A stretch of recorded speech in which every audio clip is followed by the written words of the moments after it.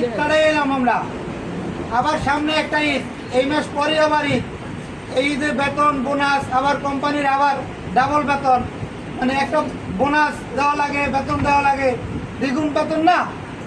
তাহলে আমাদের কি কাজ করতে হবে না? কাজ করে ইনকাম করে দিতে হবে না আমাদের নিতে হইলে? তাহলে সবার কাজ করতে হবে, কোয়ালিটি সম্পূর্ণ কাজ করতে হবে। আমি এই বিষয়টা সবসময় বলি যে প্রত্যেকটা অপারেটর আমি 5 পিস কাজ করলে 1 পিস চেক করবো, 5 পিস কাজ করার পরে 1 পিস চেক করবো, যদি অল্টার হয় আমার 5 পিস হইবে। আর যদি আমি চেক না করি, করতেই থাকি, ঘন্টার পর ঘন্টা করতে থাকি, তাহলে কি 100, 200, 300, 500 হয়ে যাবে, তাই না? আর যদি 5 পিস পর 1 পিস চেক করি, তাহলে আমার 5 পিস অল্টার হইলো, 200 পিস হলো না, 500 পিস হলো না, তাহলে কি ক্ষতি হলো না? আর অনেক অপারেটর আছে এই যে করতে আসি তো করতেই আসি, মানে কোনো দেখাশোনা নাই, এগুলো সমস্যা, ক্ষতি হয়।